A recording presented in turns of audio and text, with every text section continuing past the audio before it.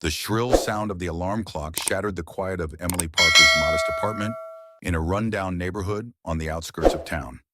The early morning air was cold, and Emily's body, aching from the long shifts she had worked cleaning the hospital the day before, reluctantly pulled her from the warmth of her bed. She glanced at the clock. 3:45 a.m. Another day, another long walk. She silenced the alarm with a weary hand and swung her legs over the side of the bed, her feet meeting the cold, creaky wooden floorboards. A slight chill ran through her as she stood, but she couldn't afford to waste any time. Her two children, Jaden and Aisha, were still fast asleep in the tiny room they shared. Emily smiled softly at the sight of them, their peaceful faces a reminder of why she pushed through the daily grind, despite her exhaustion. She moved quickly through the small, cluttered kitchen, heating up water for coffee and preparing toast. She barely tasted the food as she ate, her mind already on the long journey ahead. Each morning felt like a repeat of the last, and the weariness never seemed to end. Still, Emily knew that this was the only path she could take to ensure a better future for her children. She had to make it work, no matter how tough it got. The clock read 4 a.m. when she grabbed her worn-out jacket and slipped on her patched-up sneakers. They were the only pair of shoes she had left after her last set had fallen apart.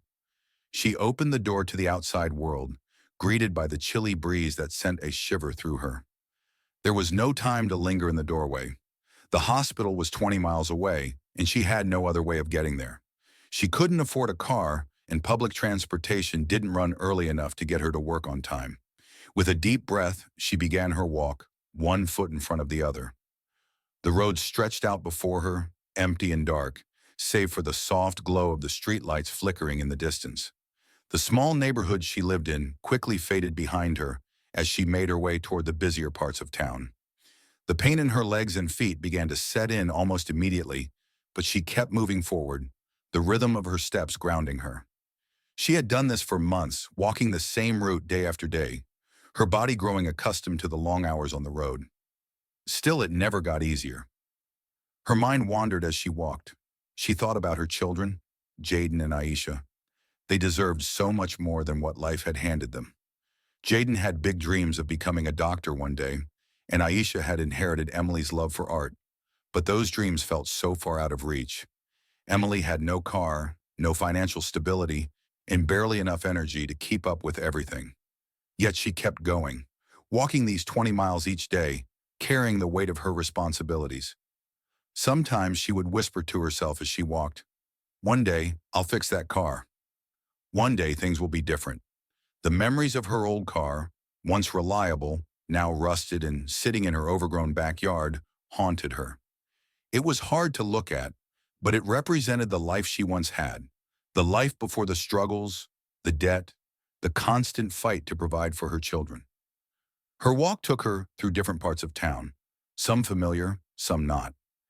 As she passed familiar houses, the early risers on their way to work would wave at her. They had seen her walking for months and had come to know her routine. They offered friendly nods and greetings, and Emily would smile back, grateful for their warmth. But not everyone was so kind. As she passed through the more affluent parts of town, she felt the sharp eyes of the people watching her, hidden behind curtains or windows. Some of them clutched their purses tighter when they saw her pass, and it stung. But Emily kept her head high. She didn't let the judgment of others stop her from continuing her journey. It was hard, but she had learned to ignore the whispers, to keep her chin up and focus on the end goal, her children's future. The further she walked, the more the exhaustion set in. Her feet were sore and blisters began to form, but she pushed on. The pain was just another part of the journey. As she neared the hospital, the world around her started to bustle with the arrival of the morning rush hour. Cars honked, people hurried along the sidewalks, and the familiar noise of the city filled the air. At last, Emily reached St. Mary's Hospital. She wiped the sweat from her brow, trying to steady her breath, and quickly made her way inside, where she would spend the next 8 hours cleaning, working hard to make a living for her family. Officer Mark Reynolds had been patrolling the streets of this small town for over a decade, but he had never noticed Emily before. He had seen many people walking to work, some out of necessity, some for exercise, But there was something about her that stood out. She wasn't just walking, she was trudging, each step deliberate, heavy with purpose. The first time he noticed her, he was sitting in his patrol car, parked near the hospital, when she passed by. He watched as she moved with quiet determination, her worn shoes scraping against the pavement. There was something about the way she walked, the way she carried herself, that made him pause. She wasn't just walking, she was enduring, and that intrigued him. Over the next few weeks, Mark saw her again and again, always the same route, always walking, always alone. He couldn't help but wonder why. Why did she do it? Was she walking for fitness, or was there something more to it? One morning after a particularly heavy rainstorm, Mark spotted her again. She was walking through the puddles, her thin jacket doing little to protect her from the downpour. He rolled down his window and called out to her. "Excuse me, ma'am," he said, his voice gentle. "It's a long walk. Would you like a ride?" She looked up, startled for a moment, then quickly masked her surprise with a polite smile. "I'm fine, officer," she replied. "Thank you, though." Mark felt a pang of frustration. There was something in her eyes, something he couldn't quite place, a flicker of reluctance, maybe even fear. Why wouldn't she accept help? He knew the weather was miserable. He knew she couldn't be enjoying this walk in the rain. So why didn't she want to ride? "I understand," Mark said, keeping his tone casual. "Just wanted to make sure you were all right." "Stay safe, ma'am." He drove off slowly, watching her in his rearview mirror as she continued her walk, each step steady despite the heavy rain. There was something about her that he couldn't shake. He didn't know her story, but he was determined to find out. Mark Reynolds had seen many faces come and go through the town of Fairview, a small, unassuming place where everyone knew each other, or at least thought they did. But when he first noticed Emily Parker, there was something different about her.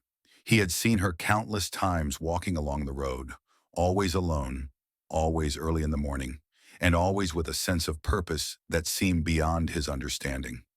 It wasn't just the fact that she walked 20 miles every day. It was the way she did it. Her pace was steady but slow, as if she was carrying an invisible weight on her shoulders that no one else could see. She never asked for help, never once seemed to slow down or falter despite the harsh weather or the long hours. Every day, rain or shine, she was out there, walking to her job at St. Mary's Hospital, the only source of income she had to support herself and her two children. Mark found himself thinking about her more and more as time went on. One afternoon while on his patrol, Mark decided to follow her. He was curious, yes, but there was something more than that pulling at him, an instinct, a need to understand why. Why was this woman, who could have taken a ride or used public transportation, choosing to walk 20 miles each way? He kept a respectable distance, watching from his patrol car as Emily walked through the streets. He noticed how she adjusted her worn shoes with each step, how she occasionally paused to massage her feet when she thought no one was watching. The exhaustion was visible in her posture, but so was the determination. She wasn't just walking, she was enduring, pushing through something no one could see.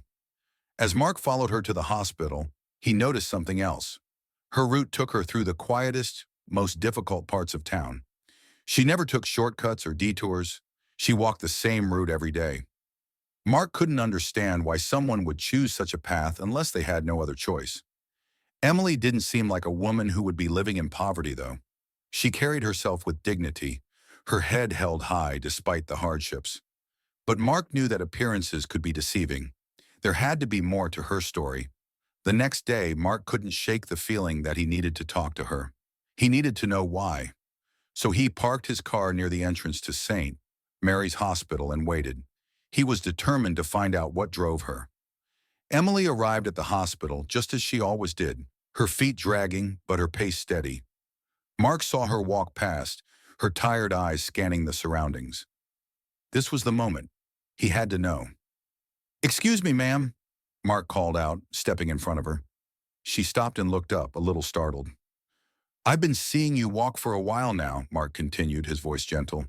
"And I wanted to know why. Why walk such a long distance every day?" Emily hesitated. She looked at him for a moment as though she was weighing her options. Then with a slight sigh, she spoke. "I don't have a choice," she said quietly, her voice tinged with fatigue. My car broke down a while ago. I can't afford to fix it. I work at St. Mary's, and there's no public transportation that runs early enough for me to get to work on time. So I walk 20 miles every day. Mark was stunned. He had guessed there was a deeper reason, but he hadn't imagined this. Emily wasn't just walking for fitness. She was walking because she had no other option. The realization hit him hard. Emily continued, her gaze falling to the pavement. I have two kids at home. Jaden, my oldest, he's 12. And Aisha, she's 7. They're my world. I can't lose my job, not when they're depending on me. So I walk, every day, rain or shine. Mark felt a rush of sympathy. Emily wasn't just enduring for herself. She was enduring for her children. She was sacrificing everything for their future. I've tried to ask for help, Emily added, her voice faltering, but people don't understand. They think I'm doing this by choice. They think I want to suffer, but I don't. I'm just trying to make sure my kids have a future. I don't have time for anything else. Mark took a deep breath, trying to process everything she had just told him. He hadn't expected such honesty, such raw emotion. There was a strength in Emily that he couldn't ignore, but there was also a vulnerability that she had never let anyone see. I understand, Mark said softly, and I don't think you should have to do this on your own. I know some people who might be able to help. You don't have to keep walking like this every day. Emily shook her head. I can't ask for help, she whispered. Not again. I've done it all on my own for so long. I don't know how to do anything else. Mark felt his heart ache for her. He understood the pride she felt, but he also knew that no one should have to carry such a burden alone. You're not alone, Emily. There are people who care. You don't have to do this by yourself. Emily looked up at him, her eyes filled with uncertainty. She didn't believe him, not yet. But Mark had no intention of letting her struggle alone. He wasn't going to give up on her, not when she clearly needed help. The next few days were a blur for Emily. She continued her daily routine, but Mark's words stayed with her. You don't have to do this alone. It was a simple statement, but it had pierced through her defenses in a way nothing else had. She had always prided herself on being strong, on being able to handle everything by herself. But for the first time in a long time, she wondered if there was a way out of this never-ending cycle of exhaustion and struggle. Maybe it was time to consider the possibility of accepting help. That afternoon, as Emily was about to head out for another long walk, she saw Mark again. This time, he wasn't just an observer. He had a purpose. He had something for her. I've been thinking, Mark said, approaching her with a small envelope in his hand. I've been talking to Mike over at the auto shop. He's willing to help you get your car fixed, at no charge. He's agreed to take care of it, and you won't have to worry about the cost. Emily's heart skipped a beat. She wanted to refuse, to say no, to keep her pride intact. But something inside her hesitated. This was different.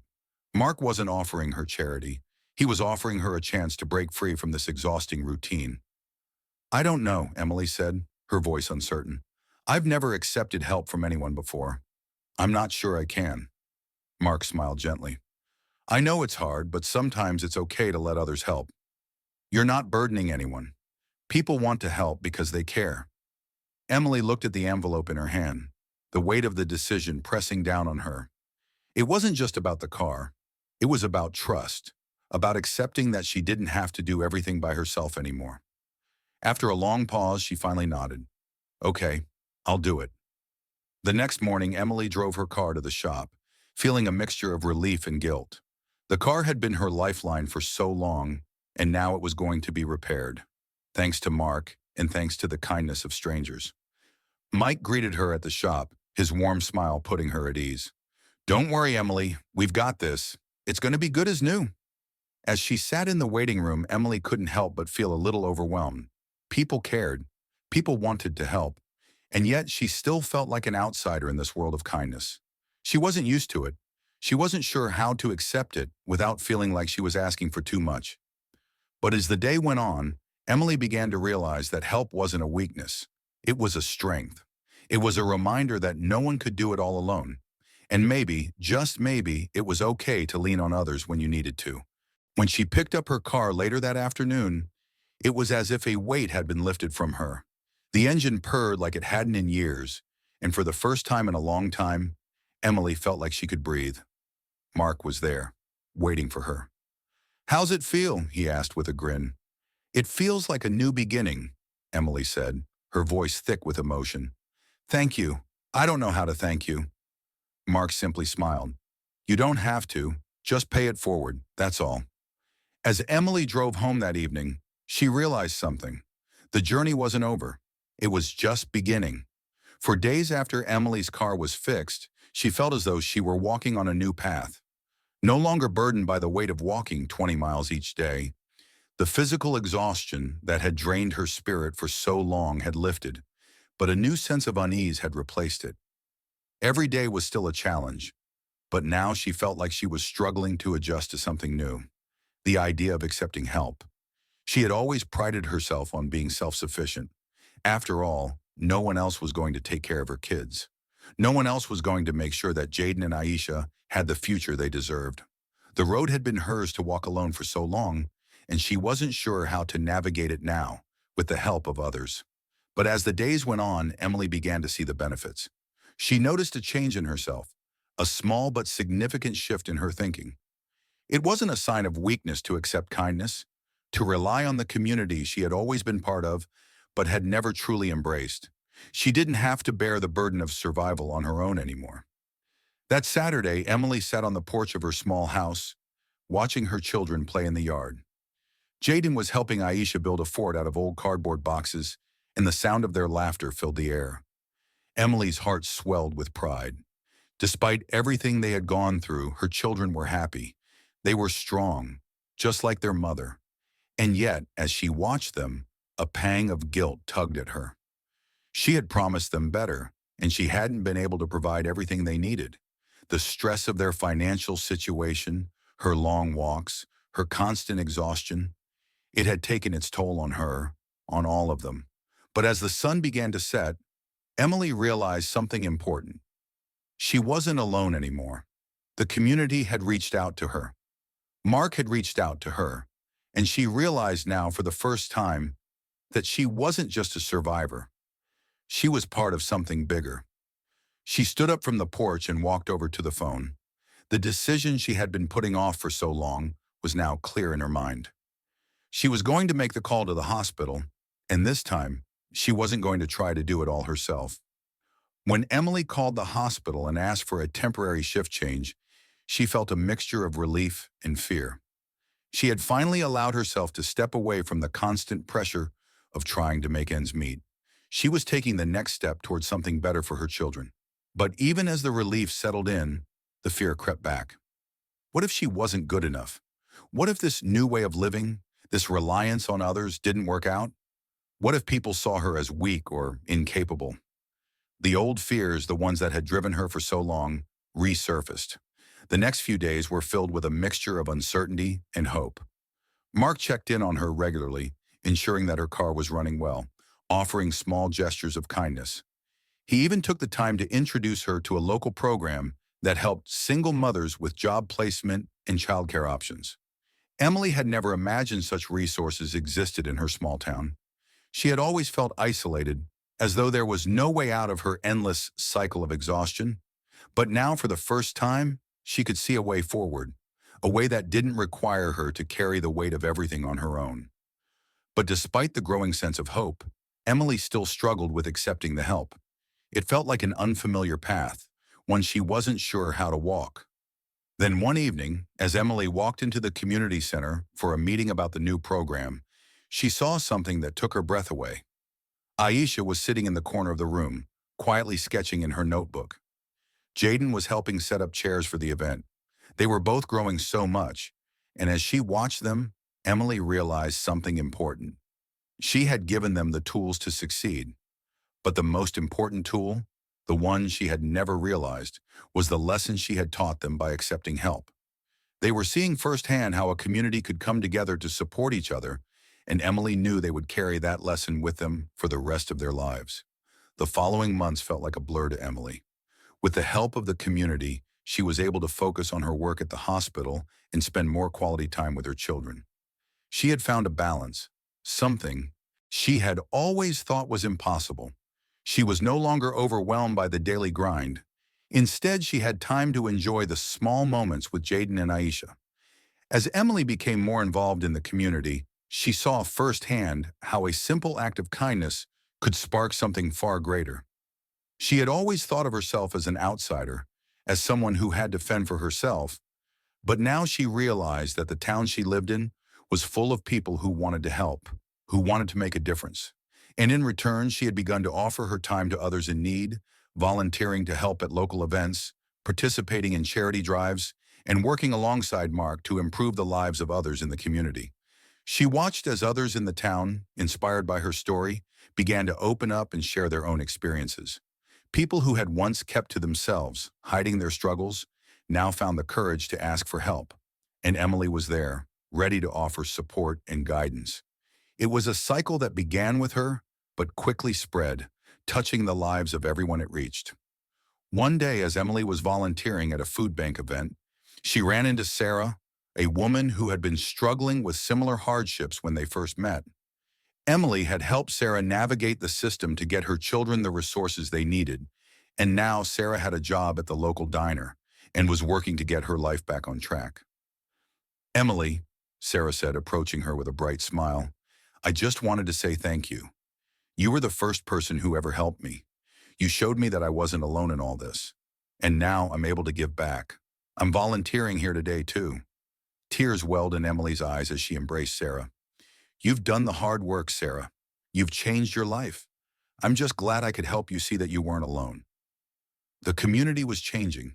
Slowly but surely, the ripple effect of Emily's decision to accept help had created a wave of kindness that was spreading far beyond what she could have ever imagined. She was no longer just a woman trying to survive. She was part of something much bigger, something that would continue to grow long after her story had been told. Months passed, and Emily found herself in a new phase of life. She had never imagined that she would be in a position to give back. But here she was, leading programs for single mothers, helping to create a network of support for others. She was no longer just working to survive, she was thriving, and the entire town was thriving with her. Her children, Jaden and Aisha, had found their place in this new world. Jaden's interest in science had led him to participate in a local youth program that helped students get hands-on experience in various fields, while Aisha's artwork was becoming more widely recognized. Emily couldn't help but feel proud. They were growing into the people she had always dreamed they would be, strong, confident, and full of possibility. But as much as Emily's life had changed, she never forgot the people who had helped her along the way. Mark was always by her side, working together to make the town a better place. Their friendship had deepened, and they had become partners in their mission to help others. Emily knew that without his support, none of this would have been possible. One evening, as she sat on the porch with Jaden and Aisha, Emily looked out at the sunset. Her heart was full. She had come so far, further than she had ever dreamed. And as she watched the horizon, she knew that her journey was far from over. There was still so much to be done, so many more lives to touch.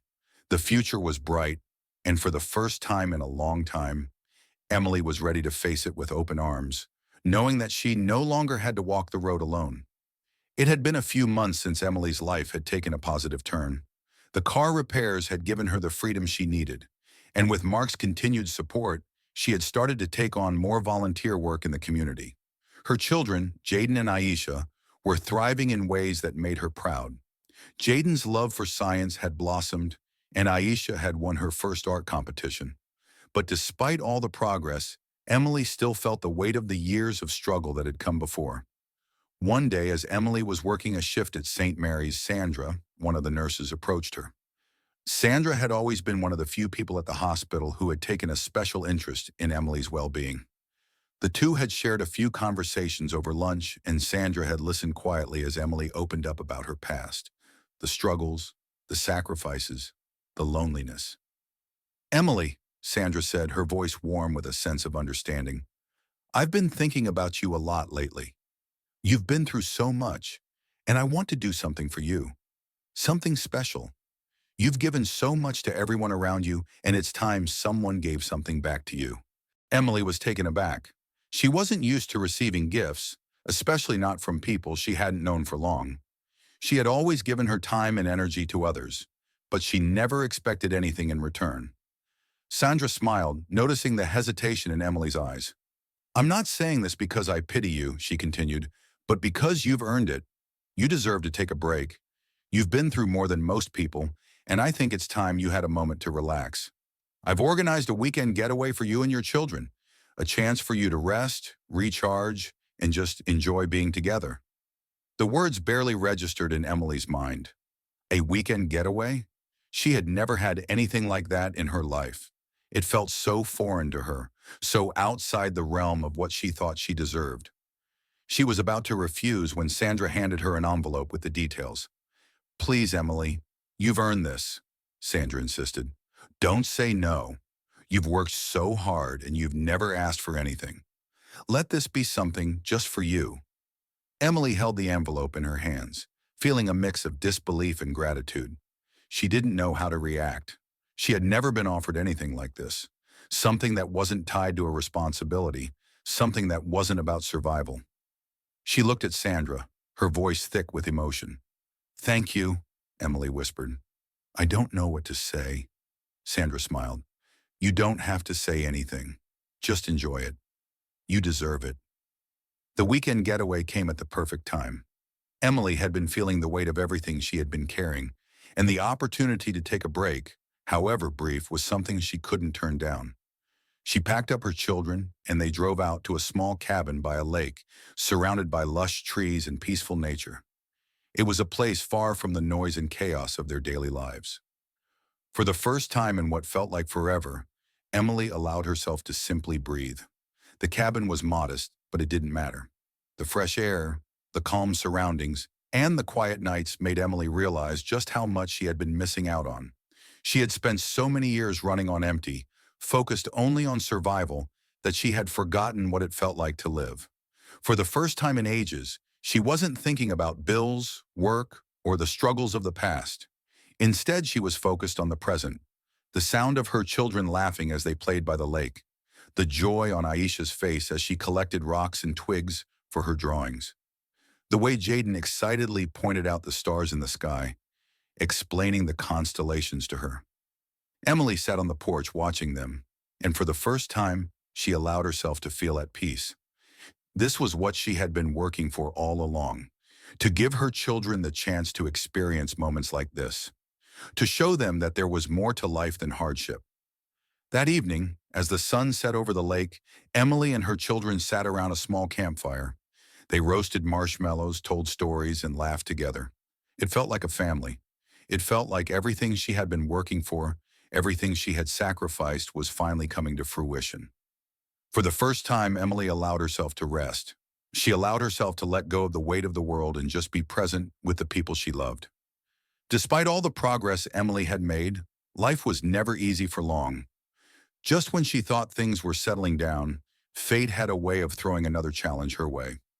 It was a Saturday morning when it happened.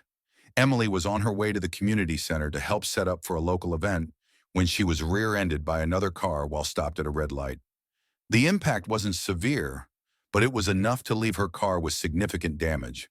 She sat in her car for a moment, stunned, as the other driver got out and approached her. "I'm so sorry," the driver said, his voice frantic. "I wasn't paying attention. Are you okay?" Emily's first instinct was to tell him she was fine, and that it wasn't a big deal. After all, her life had been full of setbacks, and one more wouldn't make a difference. But when she stepped out of the car and saw the damage, she realized that it was going to be a much bigger problem than she had anticipated. Her car, her lifeline, was once again out of commission. She stood there staring at the damage, her mind racing. How was she going to get to work? How would she manage the kids? Her heart sank as she realized the full extent of the situation. For a moment, all the progress she had made seemed to crumble. She had worked so hard to get to this point, to have the car fixed, to not have to walk anymore. And now it felt like she was back at square one. As she sat in her car, feeling the weight of the situation bearing down on her, she heard a knock on the window. It was Mark. He had been passing by and had seen the accident.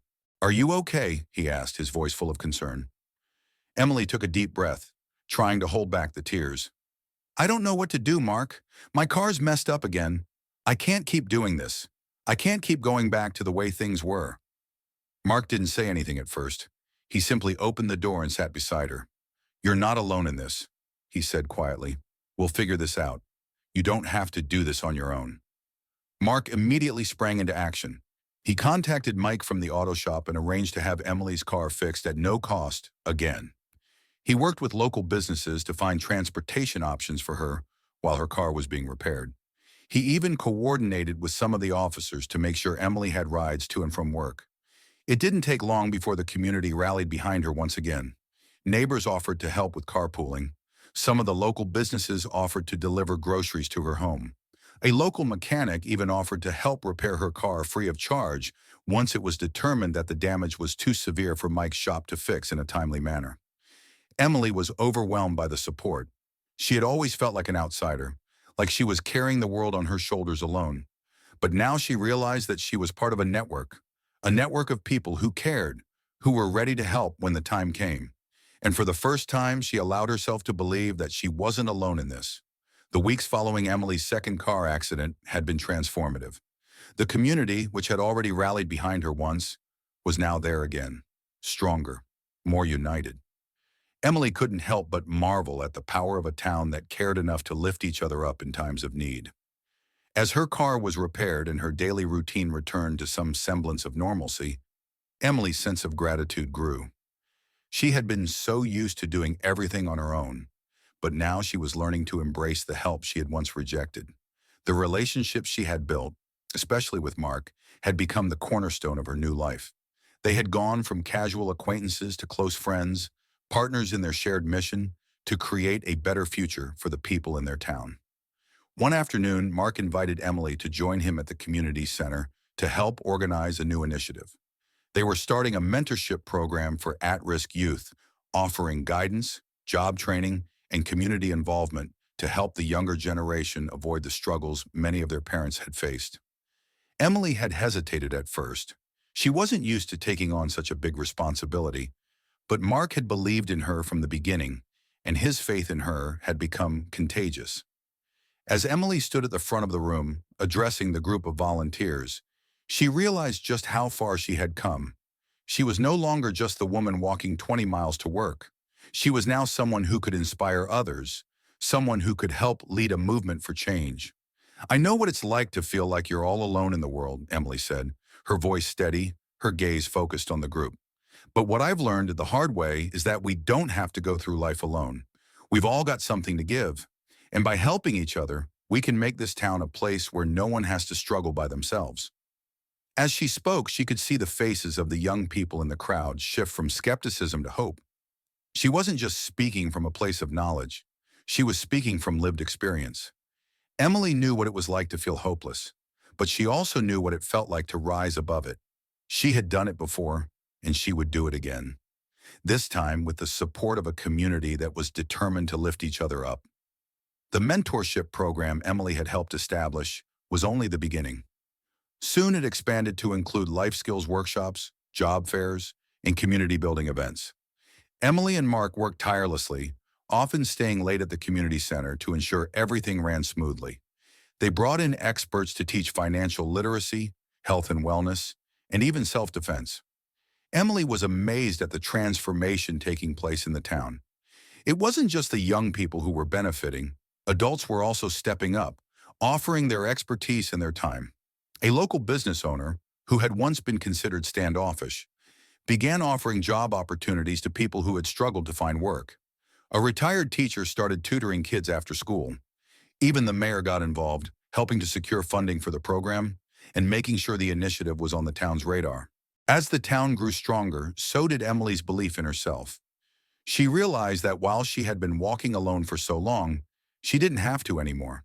The people around her, the ones who had been so kind and willing to help, had become her family. And in turn, Emily had become a mother figure, a mentor, and a leader for those who needed guidance. One day, Emily was walking through the community center when she overheard a conversation between two teenagers. They were talking about their dreams for the future, something that, just a few months ago, would have seemed impossible. Emily smiled to herself, knowing that the work she and Mark had done, the support they had offered, had made a difference in their lives. She wasn't just helping these young people create a better future, she was helping herself do the same. She had found her place in the world, and it wasn't just as a survivor. She was now a contributor, a giver, a part of something much bigger than herself. One afternoon, as Emily was leaving the community center, she ran into Sarah, the woman she had helped months ago. Sarah had been struggling at the time, unable to pay her bills, working two jobs just to stay afloat. But with Emily's guidance, she had started turning her life around. Sarah had found a job at a local diner, and now she was becoming an active member of the community. "Emily," Sarah said, her voice filled with gratitude, "I just wanted to thank you again. You've changed my life. If it wasn't for you, I don't know where I'd be." Emily smiled, her heart swelling with pride. "You've done the hard work, Sarah. I just showed you the way." Sarah shook her head. "No, you don't get it. You gave me hope when I had none. You helped me see that I could change, that my kids didn't have to grow up the way I did." Emily felt a lump form in her throat. She had always been the one to help others, but hearing Sarah's words reminded her just how much of an impact she had made. It wasn't just about giving advice, it was about offering a chance at a better life. As Sarah spoke, Emily realized something important. She wasn't just a mentor to the people in her town. She was creating a network, a chain of kindness and support that could stretch far beyond what she had ever imagined. "You're doing amazing, Sarah," Emily said softly. "You've got this, and I'm proud of you. You're giving your kids the future they deserve." As they hugged goodbye, Emily felt a surge of determination. She wasn't just helping one person at a time. She was helping create a wave of change, and she was only getting started. The following week, Sarah returned to the community center with her children in tow. "I want to give back," she told Emily. "I want to help other women like me. Women who feel like they can't get ahead. Women who think there's no way out. I've been there, and I know how much it hurts. But I also know how much it helps to have someone show you that it's possible." Emily was moved by Sarah's words. She had seen so much growth in Sarah since they first met, and now Sarah was passing it on, paying it forward just as Emily had done for her. The ripple effect had started, and it was growing stronger every day. Soon, Sarah was volunteering at the center, helping other mothers find resources and offering support to those who were struggling. It wasn't just about teaching skills, it was about teaching hope, about showing people that they didn't have to face life's challenges alone. As Emily looked around the community center, she saw the fruits of her labor. The program had become more than just a place to find help. It had become a home for people to find themselves again. And as more people got involved, the town grew stronger. What started as one woman's journey to survive had turned into a movement to thrive. And as Emily stood at the front of the room, watching Sarah work with a new group of women, she knew one thing for certain. She had made the right choice. She had chosen to accept help, to embrace her community, and to give back. And in doing so, she had not only changed her life, but the lives of so many others. It had been almost a year since Emily first decided to accept help. The community that had once felt like a distant idea now felt like a second family. She had worked hard to give her children a better life, and slowly they were all starting to experience the fruits of that labor. But as Emily looked around her home, she couldn't help but think about how much more there was to do. The mentorship program she had helped establish at the community center had taken off beyond her expectations. It wasn't just for at-risk youth anymore. It had expanded to help adults, single parents, anyone who needed guidance, resources, or simply a place to connect with others. She felt a deep sense of fulfillment every time she stepped into the center. It wasn't just a place, it was a movement. One morning, as Emily prepared breakfast for Jaden and Aisha, she received a call from the local school district. They wanted to partner with her to create an after-school program specifically designed for children of single parents, providing tutoring, mentorship, and extracurricular activities. Emily's heart raced as she listened to the offer. This was the next step, one that could help break the cycle of poverty and struggle that had trapped so many families, including hers. But as Emily thought about the program and all the potential it had, she realized something. She was afraid of failure, afraid of the pressure of creating something this big, something that could impact so many lives. But she also knew that this was the opportunity of a lifetime. She couldn't turn it down. Not now. Not when everything she had worked for was within reach. She took a deep breath and dialed Mark's number. He had been by her side through so much, and she knew he would support her no matter what. As the phone rang, she felt her nerves begin to calm. She wasn't alone in this. She had Mark, she had the community, and now she had the strength to see this through. "Mark," Emily said when he picked up, "I've got some big news. The school district wants to partner with us for an after-school program. This could change everything for the kids in our town, but I need your help. I don't know if I can do this on my own." Mark's voice was steady, reassuring. "You're not alone in this, Emily. You've already built something incredible with the community center, and now we can expand it. I've got your back. Let's make this happen." With Mark's encouragement, Emily took the next step. They began organizing meetings, gathering volunteers, and putting together a plan to launch the after-school program. Emily realized that this was no longer just about her. It was about creating a lasting impact on the community and giving the next generation the tools they needed to succeed. The after-school program quickly became a success. The children who participated not only thrived academically, but they also began to believe in themselves, to see that they were capable of achieving more than they had ever dreamed. Emily watched as their confidence grew, as their futures began to take shape in ways they had never imagined. But it wasn't just the kids who were benefiting. The parents, too, were finding support. Emily and Mark had created a network that wasn't just about helping people survive, it was about helping them thrive.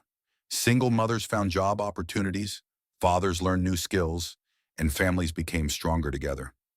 One evening, as Emily sat in the community center, watching a group of teenagers discuss their plans for the future, she realized something incredible. This wasn't just her journey anymore. It was the town's journey. They had all come together to make something better, something lasting.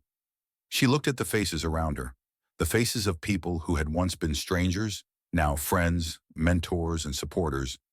They had all come together to break the cycle of hardship, and they had succeeded. Jaden and Aisha were also flourishing. Jaden's grades had improved significantly, and he was applying to colleges with the hope of pursuing a career in science. Aisha's art was being displayed at local galleries, and she had even won a scholarship for an art program in a neighboring city. Emily couldn't have been more proud. It wasn't easy. There were still challenges, still moments of doubt and fear. But Emily had come to realize that those moments were just part of the journey. She had faced so much adversity, but now she was standing tall, surrounded by a community that had supported her every step of the way. As Emily stood at the community center one last time before the summer break, she reflected on everything that had happened. Her journey had been long and difficult, but the future was bright. There was a sense of accomplishment, not just for herself, but for everyone who had been part of this transformation. The community was stronger, more connected, and more resilient than ever before. The after-school program had opened new doors for so many, but Emily knew this was just the beginning.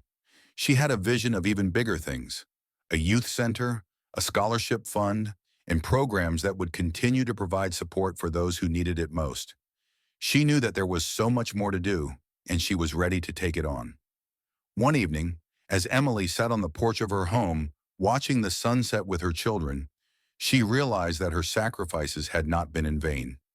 She had worked hard to give her children a better life, and now they were both on their way to achieving their dreams. The weight of the years of struggle had lifted, and in its place was a sense of peace, of hope, and of pride. "Mom, when I grow up, I want to be a scientist," Jaden said one night as they sat at the dinner table. "Just like you said I could. I'm going to make a difference." Emily smiled, her heart full. "You already are, Jaden," she said. "You already are." Aisha, who had been quietly drawing at the table, looked up and said, "I want to paint pictures that make people happy. I'm going to share my art with the world." "You will," Emily replied softly, her voice thick with emotion. "You both will." As the days passed, Emily knew that her journey wasn't over. There would always be challenges, but now she faced them with a community by her side. The future was bright, not just for her children, but for everyone in their town. She had given them hope, and they had given it back to her. Together, they had created something beautiful, a legacy of kindness, of giving back, and of lifting each other up. The story of Emily's journey wasn't just about overcoming hardship. It was about creating a future where no one had to walk alone. It was about finding strength in vulnerability, in accepting help, and in reaching out to others when you needed it most. Emily had come a long way from the woman who had once walked 20 miles to work, exhausted and alone. She had found her place in the world, and more importantly, she had found her purpose. As Emily looked to the future, she knew that this was just the beginning. There was still so much to do, so many more lives to touch, so much more to give. And with the support of her community, her children, and the people who had believed in her, Emily knew she was ready for whatever came next. She wasn't just a survivor anymore. She was a leader, a mentor, a symbol of hope for others. And that, more than anything, was her greatest achievement.